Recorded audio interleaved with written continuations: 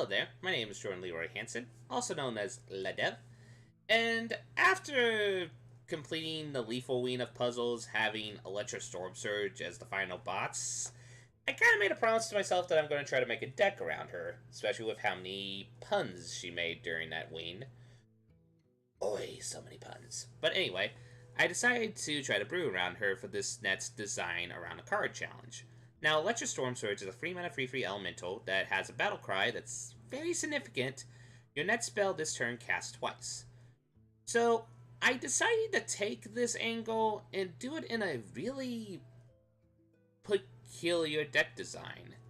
And decide to test it like everybody was testing it in Token Elemental, everybody was testing it in Shuttle Walk. I decided to try something along the lines of still being with the Shuttle Walk, but as you can tell by the name of the deck, I decided to try it with Murlocs. So, we obviously have all the Murloc stables here. Murloc, Murloc, that, pretty much all the Murlocs you can think of. Now, the question that people are wondering right off the bat, ooh, wait a second, why are you putting Electra Stormsurge in a Murloc deck? Well, the main reason why I'm trying her out is actually because of the card Ice Fishing. Ice Fishing is a 2-mana, draw 2 Murlocs from your deck. Now, originally this card was a little with the factor that you have it. Like, it's good for a Murloc deck, don't get me wrong. And it's still fine as a 1 or 2 of in the deck. But I feel like with Electra Stormsurge potential, you can actually use this to draw 4 Murlocs from your deck. As a turn 5 play, especially if you need to restock your Murlocs to help refill your hand and help refill the battlefield, that's actually not bad. And there's also the more obvious reason, Bloodlust. Obviously, Bloodlusting twice on a battlefield with some significant Murlocs can sometimes just help finish out the game. Of course, I decided to make the quest into it, Unite the Murlocs, and it has a significant battle cry, Megafin, which is 5 mana, 8/8. Put a bunch of Murlocs in your hand, which then synergize well with Shadow Walk. And then we also put cards in here that do have significant battle cries, such as Rockpool Hunter is a given, give a Murloc +1/+1, Gentle Megasaurus to adapt our Murlocs that we have on the battlefield. I might take out Primal Fin Lookout to put in like a 1-cost spell and such, but still, discovering a Murloc, actually not coming to think of it, I might actually take that out, because the thing is, it doesn't synergize with the quest hero. And also another card that I did put in here, Menacing Nimbus. Add a random elemental to your hand. Honestly, this is in here just to add some variety spice to the deck. Plus, if we can get another Electra Stormsurge out of it, that's pretty much the primary reason why we hope that this works. Other than that, I put in your typical cards that you put in this deck. Hets to go against the meta that needs silence. Also stuff like Lightning Storm to protect us against the current really obnoxious early game aggro decks that we see in the meta. Actually, coming to think of it, I think I know what I'm going to do to change this. So we're going to take out this, since it doesn't synergize. And instead... There's 2 ways we can do this. We can either... Now hear me out. We can either go into the very early game defensive, and I'll probably put this as the practical option, and put in, like, say... Not that. Zap is a possibility, but try Beakered Lightning out against the current meta, especially with a lot of early game drops, or even cards like Forked Lightning, which might be significant. But I'm actually going to try something that I forgot that I wanted to try out for this deck. And it's one thing that could synergize with Electra Stormsurge, and that's Spirit Echoes. I mean, triggering this off twice, especially with potentially Electra on the field, to get 2 Electras in our hand and even a significant amount of Murlocs, that's tempting. I'm not gonna lie. That is actually really, really, really tempting. I think I'm gonna put that in as a 1 or 2 of. Probably 1 of, and then I'm gonna put probably in 1 Storm Chaser to help us draw into a Bloodlust if we have a significant enough board state to help go for lethal, so... And that's good as a 1 of, so since we only have 1 high-cost spell in the deck. I think that's the first iteration of Electro Murlocs. So, we need to find a good card back, so... We either can lean on our card back to be more fishy, or more electrically. So, let's think here.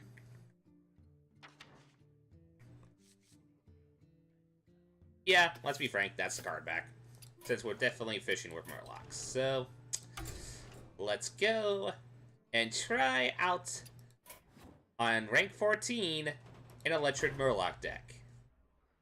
Do I think this deck's good? I'm going to go out a hunch and say probably not, but, well, life is out of experimentation, so let's commit the experiment.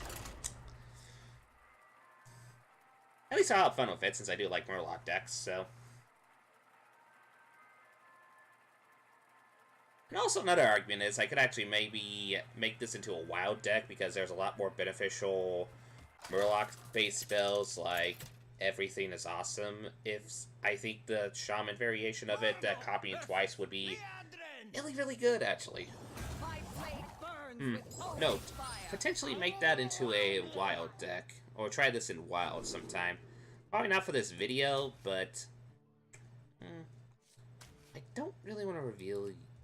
I really want to just have early game Murlocs. Great, we do got the Lightning Storm against the inevitable. Let's be frank, it's rank 14. This is Baku. It's Baku Paladin. Are we even surprised? Are we? The light protects me. So we have the coin. Well, let's make him get cocky and be like, oh, he's trying to complete the quest. So I should be able to beat with him easily, in theory. One thing we should also do, probably when we do the practical iteration of this, is we need to probably put in weapon hate against combo decks, and even against this deck with cards like... Oh, what's... There's a bunch of cards we can hate out, like... The main one I'm thinking right off the bat is cards like... the one that summons 2 Silver Hand Recruits constantly, and it's a 7-cost weapon, but I am legitimately having a brain fart on it. So we put down a 2-free. I mean, let's be frank, he's just going to give it a stat bust to one of his minions for an efficient trade, such as what this deck does. When you play against a lot of Baku Paladin, you kinda get what their basic shtick is. They're ultimately an aggro deck, but they don't mind trading in when it's absolutely possible. Or, the other hand, hey, I could just hide behind a taunt, since taunt minions, while trying to be defensive against aggro decks, are actually good for aggro decks in this card game. Wait, he's going for the trade? Oh, he probably thinks I have, like, a big minion or something. Okay. Not bad. Not great, but not bad. What I'm waiting here is to use Lightning Storm on his turn 4. Because what they're usually going to do is they're going to try to restock the battlefield. And then that's kind of the best turn to use your Lightning Storm, because then you can't really recover when they turn 5 on a wide board base. Like, there's cards like... Fungomancer. Seriously, a card they really need to nerf, in my personal opinion. Or cards such as Level Up, etc., etc., etc. So, hey, we're actually going against a deck that used Slight Justice. I'm guessing we're going against the mech variation of the deck?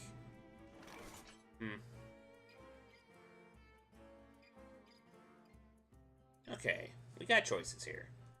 The temptation is to play Hetz on this because he is obviously trying to play the mech variation of this archetype, and they like to try to build this up, so... Yeah, I actually think that's the best choice here, because their main strategy is they want to build up big mechs for the legendary Paladin spell. So I think that's the best choice. Yeah, we're still playing into a Fungomancer, which is a pain, but... hey, sometimes you gotta give and gotta get. So yeah, so they do the hero power, which then... It's interesting to see people playing Sword of Justice again. Huh. Well, this isn't your typical net deck mech paladin, unless somebody left me out of the loop on this, so... Okay. So, yeah, I think we should just go for the board clear.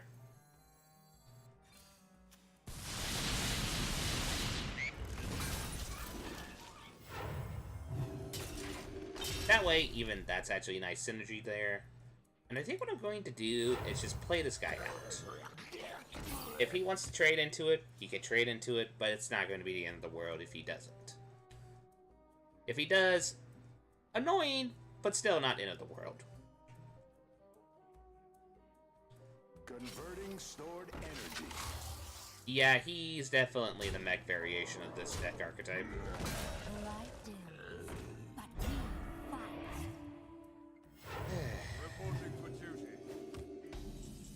The Boomsday meta. Oh, that is actually a really good top deck.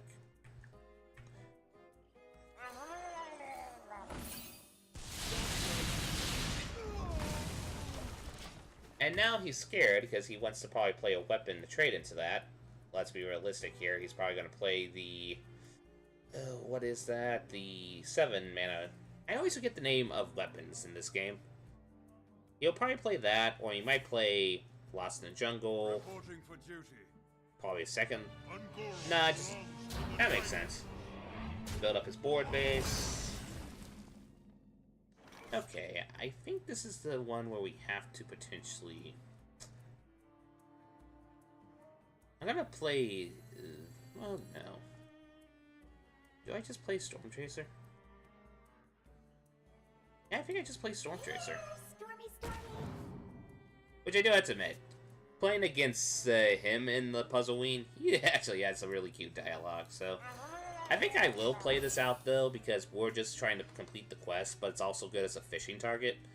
Because this card is something you don't want to underestimate, and maybe against his archetype here, not minded that much, but, well, many people had to face the wrath of Murloc aggro earlier in other iterations of the mana, so maybe...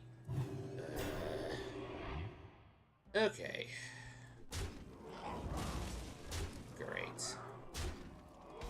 Okay, so the best thing we can only do here is that. And just...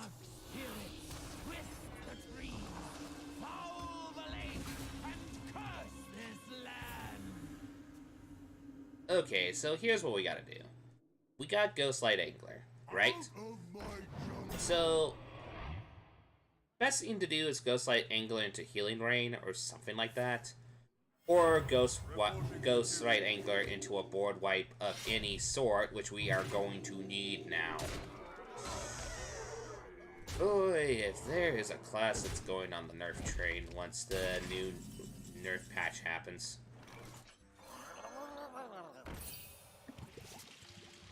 No, that's not what we need. We'll take that. Still, as I said, not what we need, but we won't mind it. What would be perfect now is a Lightning Storm. It's either that, or we could just play Giant Megazord and make these have Taunt, but still Funkomancer, so yeah, I think we have to play the risk.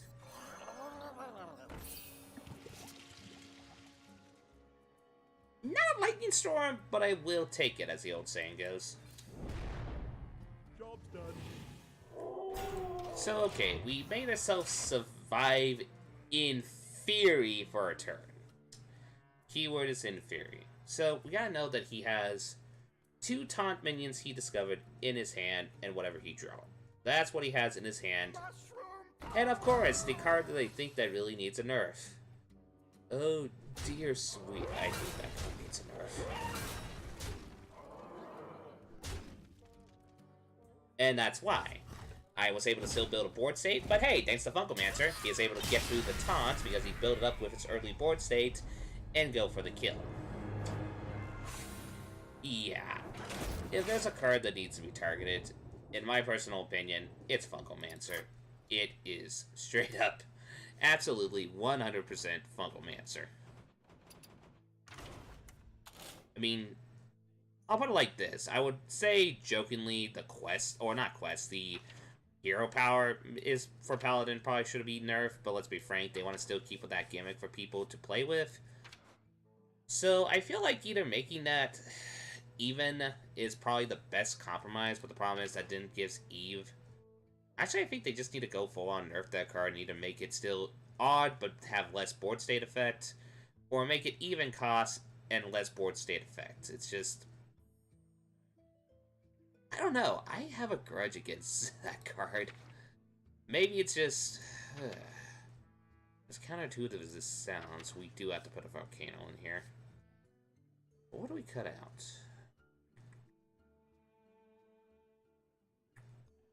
I think we can keep just one Bloodless in here, since, let's be frank, that's the finisher.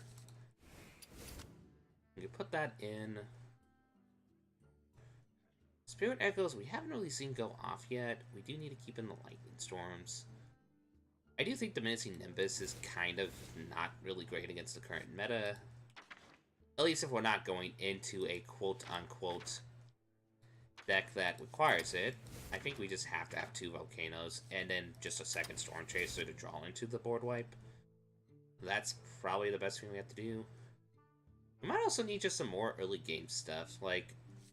There's a lot of 1-cost Murlocs, let's be frank. I mean, are they 1-frees? No, but you kind of have to take what you got. We could also just put in another 2. Maybe this is one of the rare times where Murloc Tidecaller is not the end of the world to play. What do we cut out for that? Okay. We probably just cut out a 2-drop. I think Ice Fishing is just good as a 1-of. And...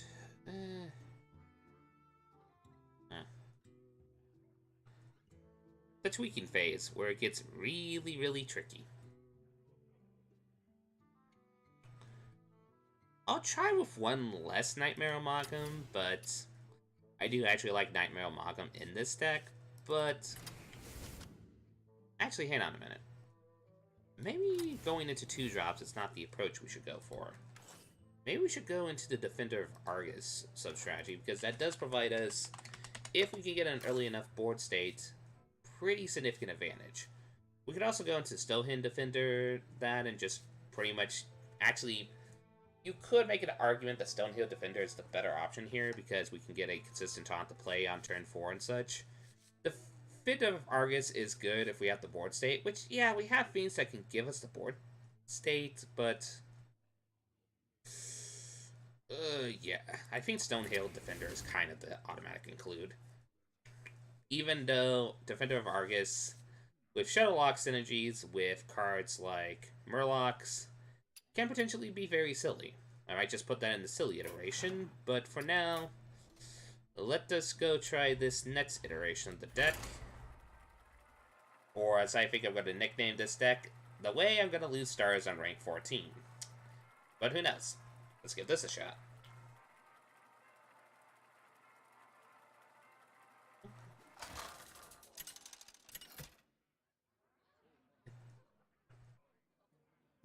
Okay.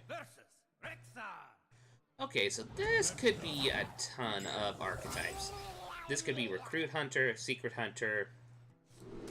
I think I'll still keep Volcano in my main, just to see if it's what specific hunter this is. We can quest Coin into a Nightmare Amalgam, which is nice. Mostly we can tell by the turn 1 play.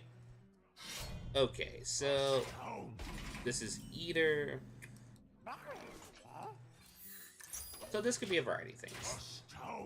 Yeah, he's probably surprised. Wait, somebody playing Murloc quest? What? So the fact that they're going slow and not playing a minion tells me that this is probably just... Honestly, this is just probably having a brain fart. Either Spell Hunter or Recruit Hunter. It's one of the two. Or a Death Rattle Egg Hunter. That's also a possibility that I forgot to mention. And the problem is we don't have a way to hex it, which is kind of a pain. But we do have a way to make a competitive enough board state. I'm almost tempted to do this because they don't have enough mana for the egg. I think I'll do that. Because the thing is, you don't want them to have a consistent death rattle on the field, especially when they have activation triggers. And then we know he's going to trade in to the Murloc Tidecaller. Makes sense. So, yeah, honestly, I think the play here is just do that. And actually, our turn 4 play is kind of dictated. It's just this.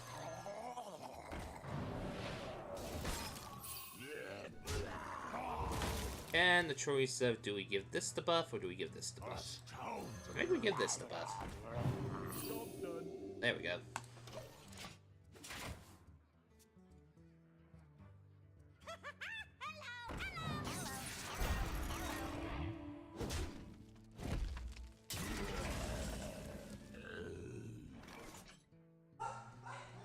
Do you ever volcano in this circumstance? Maybe. Maybe. Maybe. Astounding. Okay, it was squelching you. I'd have to do some thinking here.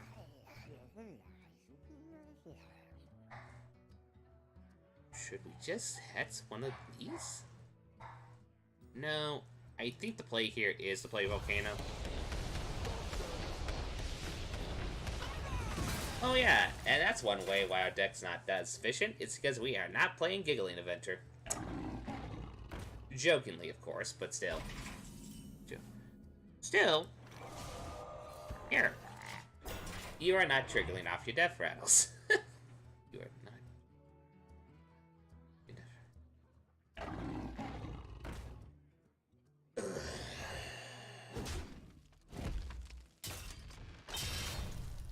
Can we top deck a heads? I'll take that still.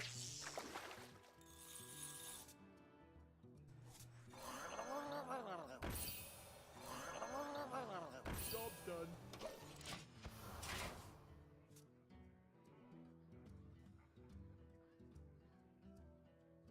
Where's my...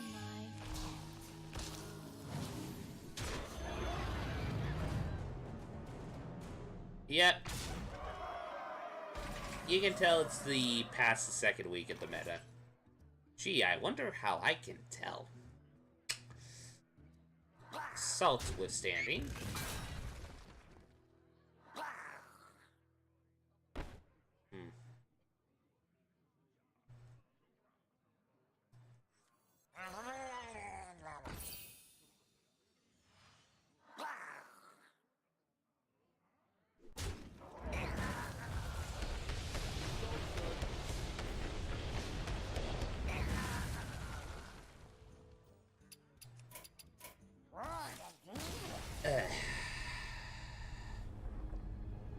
Gee.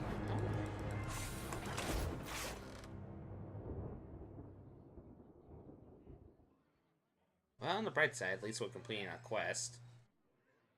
Anyway, I'm going to cut it short. You guys have a good night. See you later.